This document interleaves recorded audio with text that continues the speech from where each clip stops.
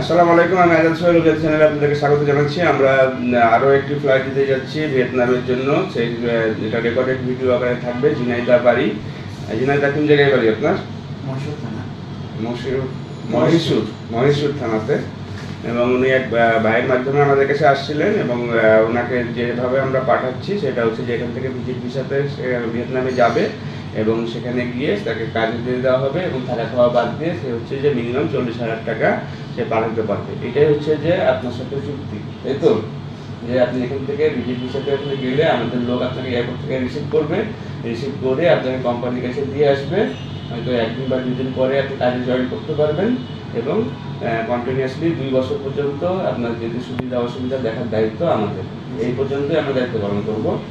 এবং এর বাইরে যদি আপনি নিজের বুদ্ধিতে বা নিজের অন্যের প্ররোচনায় এই আমাদের দেওয়া কোম্পানি ছেড়ে বেশি বেতনের আশায় আপনি অন্য জায়গায় চলে গেলে পরে যদি কোনো প্রবলেম হয় সেক্ষেত্রে কিন্তু আমাদের পক্ষ থেকে কোনো প্রকারের কোনো সহায়তা আপনি পাবেন না। এটা যদি কোনো বিপদে পড়েন সেক্ষেত্রে আপনাকে ওখান থেকে উদ্ধার করা বা সেখানে মনে করেন যে আপনাকে সেফলি নিয়ে আসা ফেরত নিয়ে আসা, সেটা আমরা করবো।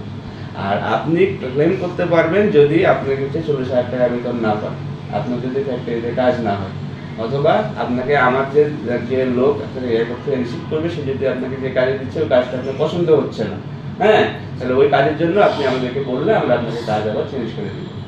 মানে আপনাকে আমি একবার অপশন দিব, যদি আপনার যে কাজটা দিচ্ছে সে কাজটা যদি আপনার মনোপুত না হয় তাহলে আপনাকে একবার আমরা চেঞ্জ করে দিব, নেক্সট আর পারবো না। কারণ আপনার সাথে কথা বলেই এগুলা করা হবে।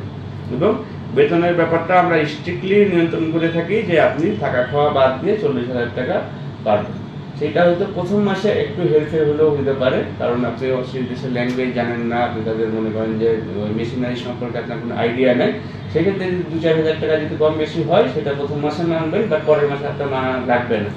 আমি এটা আপনাকে বলে দিচ্ছি, ঠিক আছে? আর আপনার যদি কিছু বলার থাকে তাহলে বলতে পারেন। না, আমার কিছু বলার নেই। হ্যাঁ, ওনারা একই সাথে আছে, ওনার সাথে ওনার আর ভাই, আপনার সাথে যে আছেন কেন ভাই হয়? কেমন ভাই? আমার আপন বড় ভাই।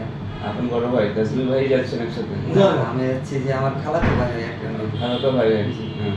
তাহলে ওনারা 2 ভাই মিলে যাচ্ছে, একই জায়গাতে একই কোম্পানিতেই কাজ করবে এবং আশা করি যে উনি সেখানে ভালোভাবে সেটা ডাউন হতে পারবে এবং পরবর্তী যদি ওনার কোনো প্রবলেম হয় ইনশাআল্লাহ আমাদের পক্ষ থেকে সেটা সলিউশন করে দেওয়া হবে।